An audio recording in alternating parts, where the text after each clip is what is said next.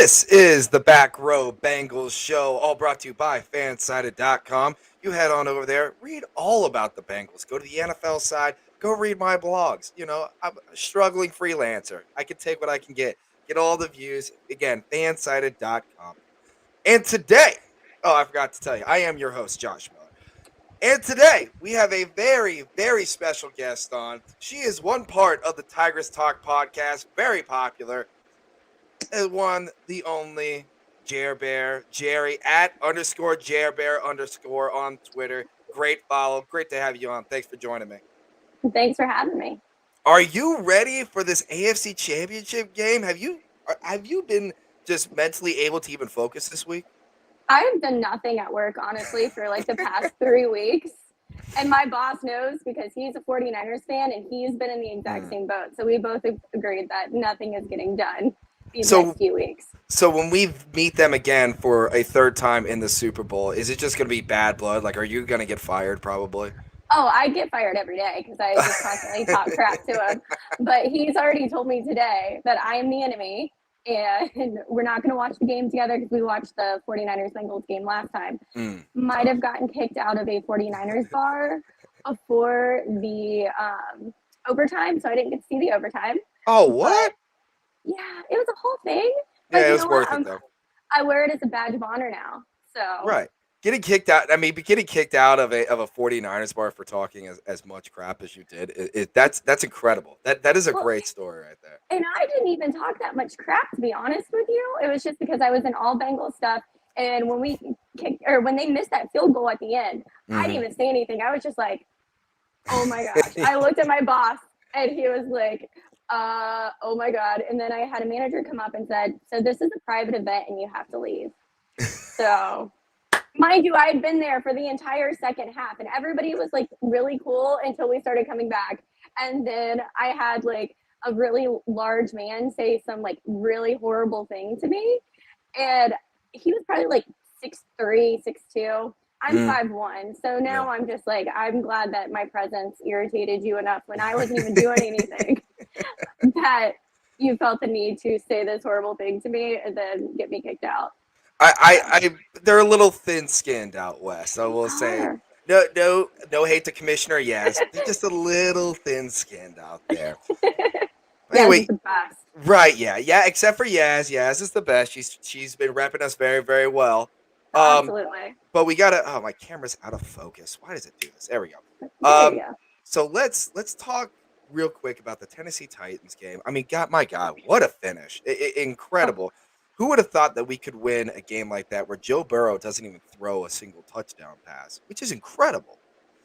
What was your? I mean, watching the game, just give me your reaction immediate, like right after the kick goes in. What was your immediate reaction? Oh, I instantly started sobbing. Like I recorded it and it was so annoying and it was so loud and it was like just the ugliest sob. I'm like, I cannot post this at all because I'm not going to annoy all these people. But I just like dropped to the ground and just started sobbing. I ran outside so I won't let my husband be in the house during the games because anytime he is in the house, we lose. And so I actually had COVID and my neighbor's wife had COVID. So, and he had tested negative, but my neighbor had him in the garage because he knew that he could not be in my house at all. Right. So they were both in the garage, both with masks on, watching the game. Not my garage, but their garage. And so I was just watching it by myself. And as soon as we won, I ran outside, just yelled "Hoo Day!" Again, was just crying. It was amazing. Like the best way to win, too. Right. As a lifelong Bengals fan, as somebody that both you and I have been through this franchise's ups and downs and been all over Twitter ever since, during the Andy Dalton years, Carson Palmer years, what did it mean to you as a lifelong Bengals fan to be where we are right now? It felt like the biggest weight just lifted off of our shoulders. Like, I love Cincinnati. I don't live in Cincinnati anymore. I live in Tampa. But Cincinnati has my heart. And I know I was at the game against the Raiders. And I know how it felt for all of us when Jermaine Pratt caught that interception at the end. Like, you could just feel it. And so I know how much it means for the city of Cincinnati. I know how much it means to me. I always call my dad. I FaceTime him whenever we win. and he sees me sobbing, and then he just starts kind of tearing up a little bit. Because he's not as fanatical as I am. He loves the Yeah. Bengals, but he's not a complete psychopath like I am. Raised you right. Right. Yeah. So it's just all those years of just seeming like everything is always going to go wrong for us somehow. It's like, this is different. It's a new day, and I kind of felt like I can do anything at this point in my life now. Right. Yeah. They can do it. I can do it. Right. Exactly. And you mentioned your dad. You're calling in, and you watch those reaction videos, and you see all these families coming together because I mean Cincinnati football is a family institute. It's our religion, basically. That's why we spend our time. It's what we do. Saturdays and Sundays are spent watching football. Sundays, it's all Bengals.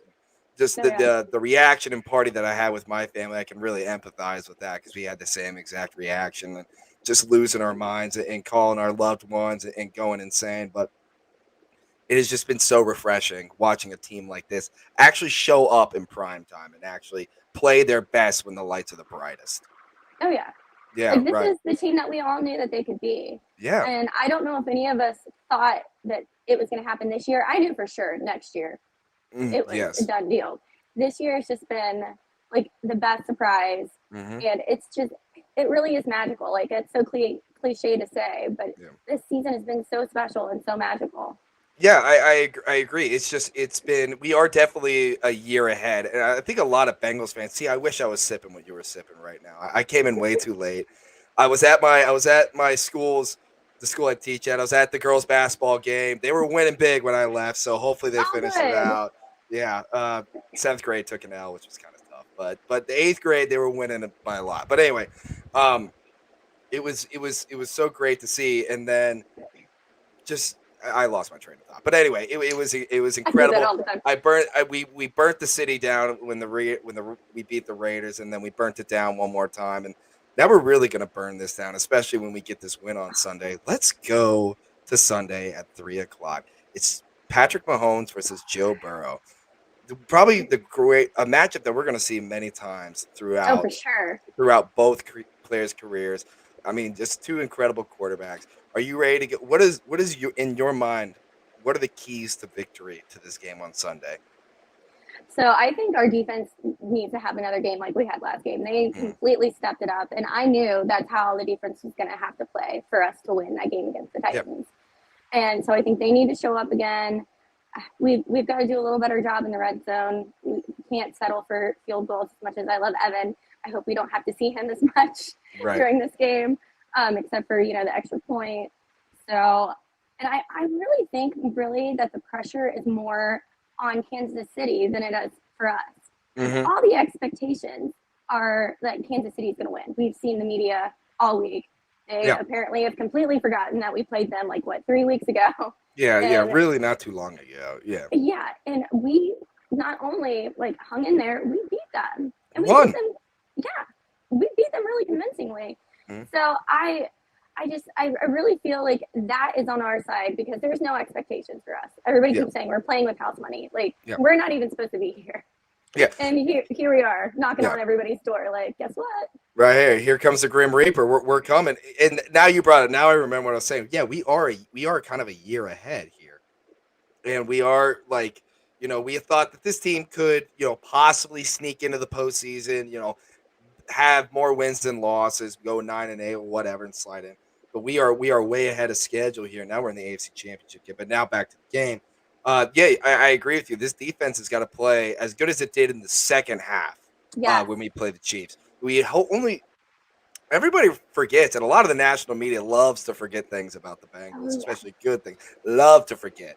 They forget that the Bengals defense held Kansas City to only 3 points in the second half. That's only happened one time this entire year against Kansas City. And it's not like Kansas City wasn't playing for anything. They were playing for seeding. They wanted to win that game badly. It was a big game for them.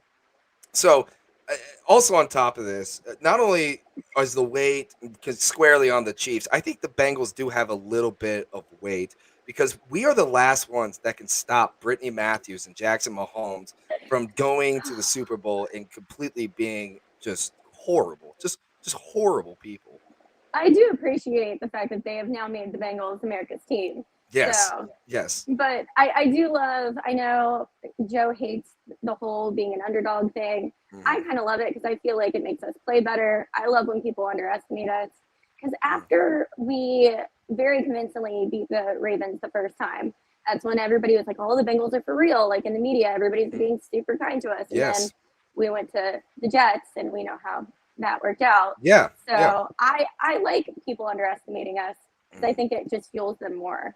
Joe loves Yeah. to be underestimated because he wants to prove everybody wrong. Right. Yeah. You bring up a great point that this Bengals team has, through the year, has struggled to play with expectation. You bring up after they wolfed Baltimore, they were 5-2, really looking good, and then they go and then they get beat by a terrible, terrible Jets team. So this team does have a problem with expectation. So maybe having that underdog mentality is going to be the thing that's going to really propel this team. I think the motivation is there. I think this locker room is there as Yeah, again, as someone that has been a lifelong Bengals fan that has seen many locker rooms over the past, what do you think about this locker room and the guys that we have in it and how tight and how close they are and how good they play together? it's one of those intangibles that when you have a locker room that will live and die for one another, that are just playing because they genuinely love and care for one another and love the coaches, and they're having fun, Mm, you're going to play better and you're going to play harder because you don't want to let your buddy next to you who's putting everything on the field, you don't want to let him down. right. And I kind of feel like the Bucks here in Tampa, they didn't really have that. It was kind of a put together team, a lot of money thrown to win a Super Bowl, and I mean it worked. They won the Super Bowl last year, Yep. but look where they are now. Like there's no future for them. You know, AB had a complete meltdown this season, which we all knew it was just a matter of time. Right. Right. So like teams like that, I don't think that they're going to be as successful as a team that just organically has come together. And I mean, they are the definition of a team. There is Yeah. not an I or a me. Anytime anybody's up there, they're usually always talking about, somebody else on the Mm. team, like how great they did, and always, always like cheering for the other person instead of rah-rahing themselves.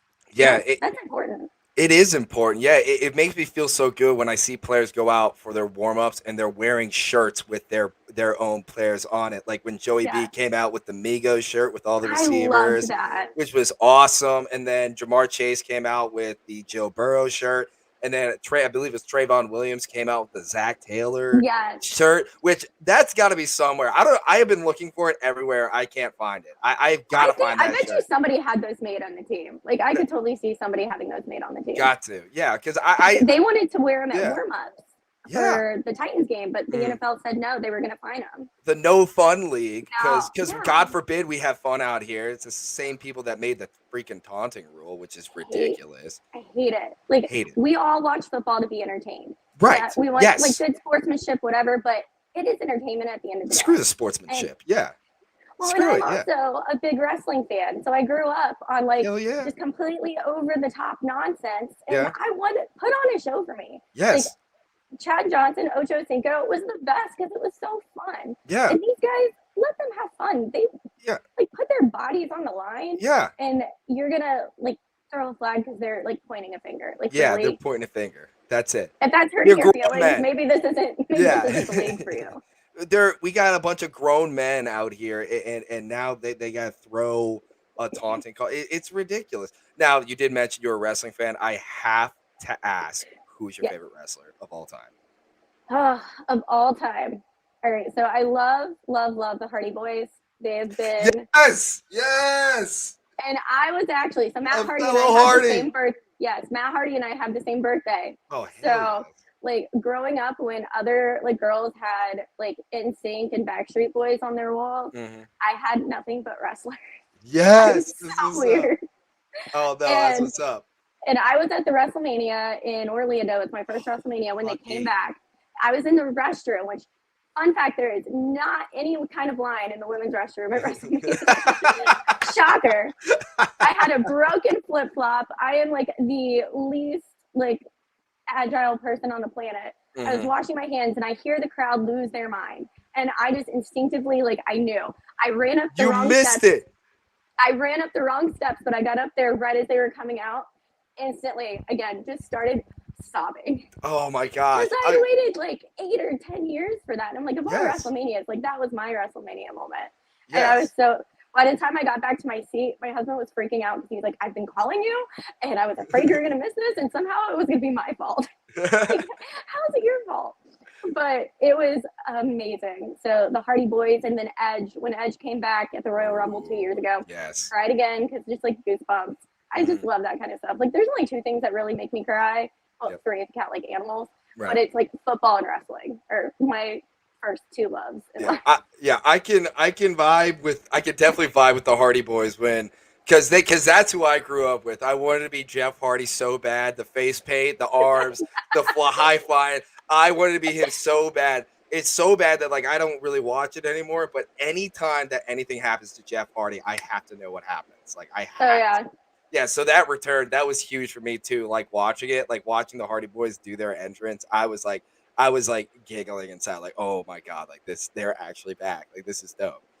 And but there was anyway, like 80,000 people there too, and like yes. the pop that it got, like I've never experienced anything like that in my life. Yeah, a pop was insane. Like that might be one of the top pops in wrestling history. Oh, absolutely. Yeah. For all those non-wrestling fans, a pop is when the crowd goes insane.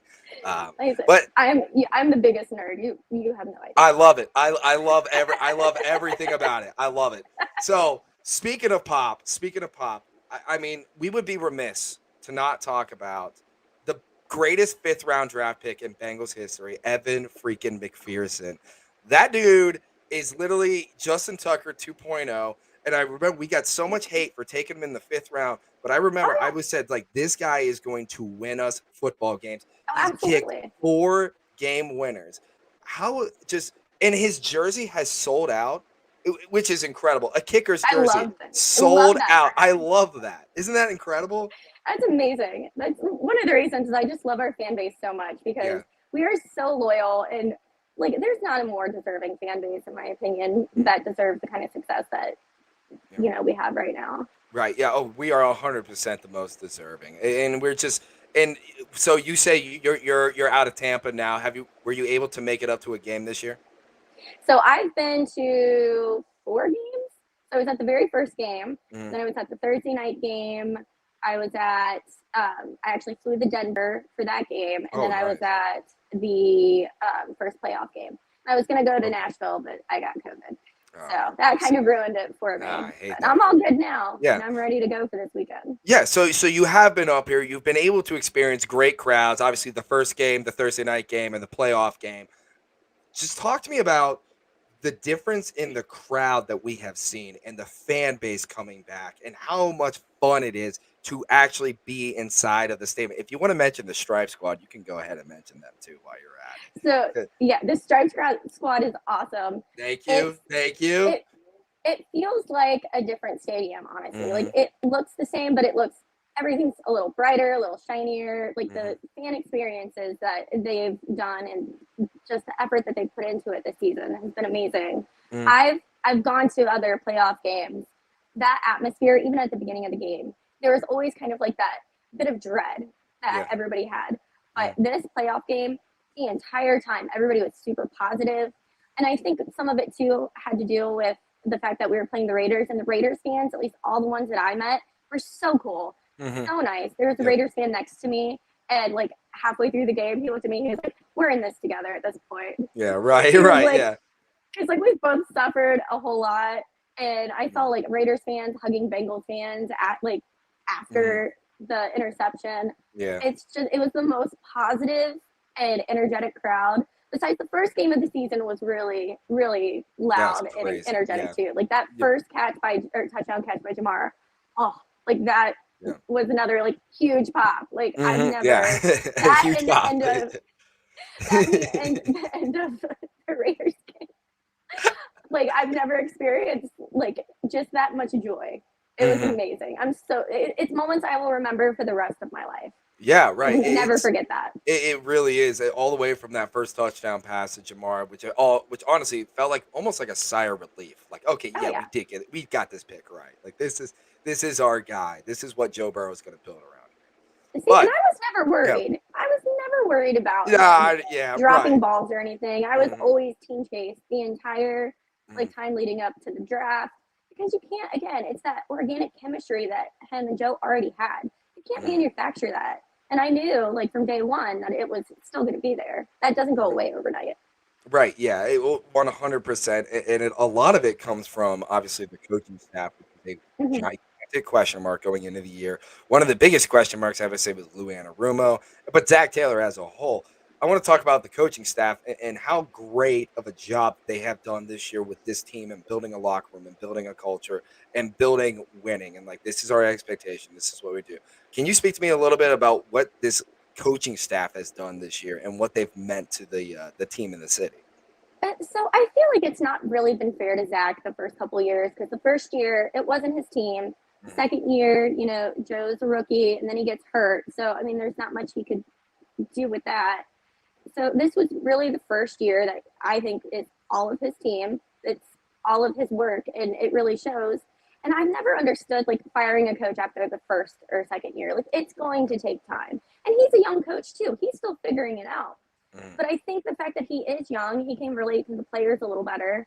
And because I feel like the new players coming in, they're not going to respond to like that old school mentality like some of these other coaches in the league. So I think that's helped us quite a bit too. Yeah. Right. Yeah, it absolutely has. The coaching staff has just done an impeccable job. They've been an impeccable job of getting Joe ready, getting this offense ready, and getting them clicking on all cylinders. And I think that's what has to happen on Sunday for Yeah. us to win.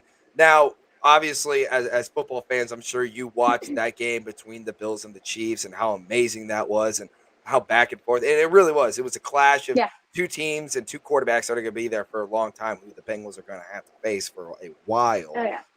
But you can't tell me that as a Bengals fan, you were watching that Chiefs secondary get torn up and you weren't licking at the chops like, okay, we can do some real damage. So my heart, I wanted to go to Buffalo because that's like one of my bucket list items Ooh, is that's a good to bucket list. tailgate That's a good with one. the Bills Mafia. I mean, they put people through tables. Yep. Seem like my kind of people. I think that's all So, you right there. but I He also knew that. swanton bomb off of a ladder into a table. That would be perfect. That'd be I it. mean, that's very. I would live out my unrealistic. dream. Yeah, if I could do a swanton bomb through a table off of a ladder, that is an ultimate dream. That's a bucket list. It just cracks me up because they always use the wrong tables. I'm like, you have to use like the cardboard kind because those plastic ones are gonna hurt. They use those Otherwise, if they hardcore get like. knocked down, yeah. I'm like, those are plastic. You're gonna hurt yourself. But Yeah. I knew going into that those fans were gonna be ravenous, and I knew the Bills defense scared me a lot more than Kansas City did. And we know that Joe has done very well when he's had to play a team 2 times this year. So that Yes. made me feel good. Mhm. I know Arrowhead is going to be very loud. I don't think it's going to affect Joe the way that some of the Kansas City fans think that it's going to. And Yeah. also financially, it was going to be a lot cheaper to go to Kansas City than it was Oh to yeah. Buffalo. Yeah, probably, yeah. I think you hit the nail on the head with Arrowhead. I personally in the NFL, I think home field advantage is overrated. I personally do. I think they're all professionals and this is what they do and this is how they play. Yeah. Burrow and Chase and the entire team have played in games like that. This is what they do. And they're 7-2 on the road. I really don't think Arrowhead's going to be that big of an intimidator. I think maybe in communication wise it might mess some things up. But I don't think Kansas City's home field advantage is really going to startle the Bengals. Do you think Arrowhead's really going to be a big factor this game? I think if we get in there and start very fast and kind of keep the crowd out of it, I think that's going to be number one. That should be our first plan of attack is just take the crowd out of it. Yeah. I mean, I think they're still going to be crazy throughout the game, but Buffalo fans scare me a little more in like a good way because they're crazy and will have their shirts off in like -5-degree weather. Like they do not care. They're going to be complete psychopaths the entire time, and I can totally respect that. But think about that too. The thing about that is with Kansas City, the weather's probably going to be a little bit more manageable too. I don't know if I would want the Bengals to go up to Buffalo and play in Buffalo, considering with the weather rather than the fan base. I think I saw that it's going to be almost like 50. It might be like 45 when the game starts, and it'll start cooling off a little bit. But it's not going to be nearly as cold as it's been in Kansas. Right. Yeah. Exactly. That's what I'm thinking. And again, when I'm watching that game back and forth, I'm going back and forth in my head of who I want to play. I first was like, I'd rather play Buffalo. I think our offense can outscore them. I think our offense can go a lot faster. But watching that game and basically what you said, how Burrow plays well with a team that he's played a second time, Mm-hmm. he tends to do better. So who would you have rather have played if you had the choice between Kansas City and Buffalo? Probably towards the end of the game, Kansas for sure. Because like I said, I see the holes in the secondary, and I know what we did to them the first time.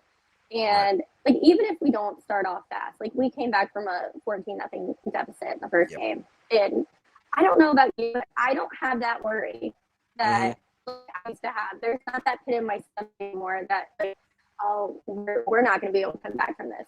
Like I really do feel like with Joe, like we can do anything. Like it could be down, whatever, and he's still going to go out there and like do his best to get us that win. Yeah, and I think that specific quote that you just said is a reason why there is this hope and this optimism. Because when number 9 is on the field, we have a chance against any other team. We really do. Like he is that much of a game changer. So I'm with you. I think Kansas City is our best matchup. We've already beat them once. Joe does a great does a great job against Kansas City. And I think the weather's going to be a little bit more temperate. So I think you kind of hit the nail on the head. But I think that we are going to have to start out fast. I think we're going to have to start out fast. And I would love to see Joe Mixon get more carries and be able to sustain a ground game. How important is it going to be for Joe to get going, for Mixon to get going? Oh, it's going to be really important because that's going to help us manage the clock too. And look how much that played into our favor the last game. Because I don't know about you, but like the last 2 minutes of that Kansas City game with us, like I took at least 5 years off mine. That's a Bengals fan right there. Oh, it's like I should be used to this, but I still never had that dread that like, oh, here we go again. Yeah. It's like, no, here we go. Here we go. This. Yes. I've never had that before. Right. Yeah. We're not programmed to have that. We're programmed for disappointment. I mean, we're Cincinnati fans, for God's sakes. Like, of course we're programmed for disappointment. I can give you a list of heartbreaks here. But to have this change of mentality is so refreshing, and it feels just so freaking good.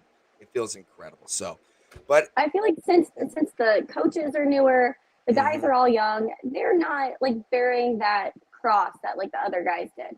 Right. And I don't think they really fully understand like how heavy of a burden it was on us as fans. I think it was more on us than it was them. Yeah. And I think that played a big part in, the season too, because the pressure was there, but I don't think they really understood it because they haven't lived it. Right. Yeah. Right. You're 100% right. This is a brand new team in a brand new locker room that didn't understand that 31-year drought that this city has felt. And by the way, that's a great Bengals wine glass, by the way. That is gorgeous. I need one of those. Oop, kind of cutting in and out a little bit there, Jerry. Oh, there you are. Yeah, there you are. All right, you're back. We're having a little bit of technical difficulties here, but that's okay. But so now I got to know, what are you doing for the KC game? How are you celebrating? What are you going to be doing? So I am flying out on Saturday, and my boss's wife, the 49ers fan, she is flying with me. Oh, okay. Because he's sending her with me, and he's going to LA. We all win. I think we're going to do Jim's like meet up the night before because those are always a blast. We're going to do Jim's tailgate because it's just tradition at this point. And then I probably will be blacking out at some point. That's what I'm talking about, right? I'm going to have to go back. So after the playoff win at Paul Brown Stadium, I legitimately cried my eyelashes off because I had fake lashes on, and they were like stuck to my cheeks. My buddy, who I'm going to kill him, like posted the absolute worst picture of me I remember that picture. On Twitter without like telling me, and I opened it and I was just like, I wrote him, I was like, you are a dead man, Phil. I can kill you. You're not. Here's the thing. You're not the only one that had that picture posted. There were plenty of Oh my god. our Bengals Twitter girls on there that had the fake eyelashes, the Oh cry. It was yeah, the whole just the nine raw yards. emotion. So I'm Yeah, probably gonna have to go and fix that because I know yeah. I'm gonna be just like sobbing. But Oh yeah, I'm not. absolutely. I saw Christine after. We lost it. We were losing our minds. It was great. Yeah, I'm not that nervous. Like I'm Mm. excited, and I agree. I'm not I keep really like either. talking myself out of like being excited, and then Hmm. I'll get like the butterflies in my stomach. And I did the same thing last week.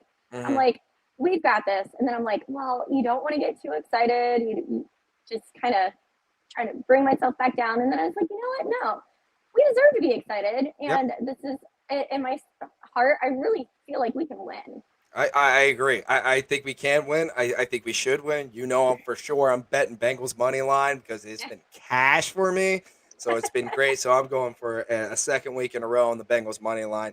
So, Jared, I just had a great idea, and while it came across while all we were talking about the players wearing, shirts with themselves on it, I think Bengals fans have got to do the same. I think we should all come out with like everybody's got like a different Bengals fan on their shirt. I think it would be incredible. Like I got I a love Captain that. Obvious. Like someone's got to have a Jess shirt. Someone's got to have a Bengal Jim shirt. Someone will have a Jer Bear shirt. Like someone's got I to have a back love row shirt. So I think that's a great idea. That's amazing. I I need think that that's like it. tomorrow. That's it. I think that's it. We've got all right. I'll get on. I'll get on with Fansided. They'll make me a back row Bengals shirt. It'll sell like hotcakes. All right, we'll do it. And I'll wear the Tigress Talk podcast shirt. I 100% will wear it. And that is something that I wanted to bring up to you. Something that has been amazing to me that I've been able to watch, especially being a teacher, especially in this time. You're seeing a lot of kids and you're seeing a lot of you're seeing a lot of women get involved with the Bengals and a lot, more of an inclusive environment. You look all over Bengals Twitter, it's all sort of diverse, everybody, and everybody comes to love each other and together. And I think honestly, one of the biggest things was Tiger Stock. I know a couple girls that go to the school that listen to your podcast, they love it. And Really? yeah, Oh my yeah, gosh. and they love it. It's just I wanted to commend everybody on Bengals Twitter that has included that. Have you been able to see that as well? Yeah, I've been really, really lucky because I'll admit, like being a female that loves football and I've loved football my whole life, Mm, I feel like I've had to like almost prove my fandom a little more than like some yeah. people. And it's Mhm. like, do I know every single stat? No, nobody knows every single stat. Nobody. I don't. Do I? Yeah, it's like, do I know every play? No. But I grew up on a street of mostly boys. So I was always playing There you like go. football. I can throw a football, I can catch a football. Like I've it's just like been in my blood since I was little. I Yeah. will say when I was younger, I was a Dolphins fan because I lived in Florida for a little while. I know. I was born in Ohio. After a month about me being born, we moved to Florida, like more like the Miami area. I came around in like seventh grade, but I there you go. had like the whole bedspread. I had the Miami Dolphins starter jacket. I still had Oh, my Merino jersey, but I don't yeah. have any feelings for them anymore. Like I don't No, even root for them. no It's just feelings. like a really like bad ex that I Right. will Yeah. completely I forget was gonna exists. say. Yeah. It's just I forgot that they were even there. Like that Yeah, relationship is done. It's over with. I moved on. You did that self reflection period, and then you finally then you're back out. You found your love right. in the Cincinnati Bengals. And I mean, Well, it hasn't always been easy, but no, like absolutely I not. really believe that it would not feel as amazing as it feels right now without like everything that we've gone through. Like Yes. it makes it that much more special for us. Yes, yes, it does. It really does. So, 3 o'clock Sunday, we're going to be all losing our minds. Jerry, I want to thank you so much for coming on the show. It has been an absolute blast. Can you So tell thank you. everybody where they can all find you and how they can follow you and what shows you're on? Please plug away. So first and foremost, Tigers Talk. Jess is the brainchild behind all of that, and it's been so amazing. Not only just like getting to have that platform with other women, but those ladies have become like friends for life. Mhm. Like absolutely love them so much. My Twitter is I can't even remember. I think it's like underscore JERRBEAR. Is there another R in there? Somewhere. I don't know. I'm Somewhere. terrible at this. I'm the worst at like self promoting. You're at underscore GAERRBAR underscore. I think J. that's you. You said Yes. G. It's J. I said Jay. I think I said Jay. I tagged I you thought you right. said Whatever. It's a bad connection here. Bad connection. But anyway. nobody ever spells my name right. I'm used to it. Right, yeah. So, Jer Bear, I got to say, I cannot wait for this game. And thank you so much again for coming on. Had a blast. Can't wait to have you on again. And thank you so much for having me. This was so much fun. Absolutely. This has been the Back Row Bengals Show, all brought to you by fansided.com. I'm your host, Josh Miller. Please head over to fansided.com. Please go read my blogs. Again, struggling freelancer. Like, just give me the views, give me the likes, and wear my once I make a shirt, like wear my shirt. It's gonna be great. Wear the Tigers Talk shirt. It's gonna be great. But anyway, thank you all so much for listening, and I can't wait to see you on Sunday. Let's go get a W. Let's get it done. See y'all later. Peace. Hooday! Hooday!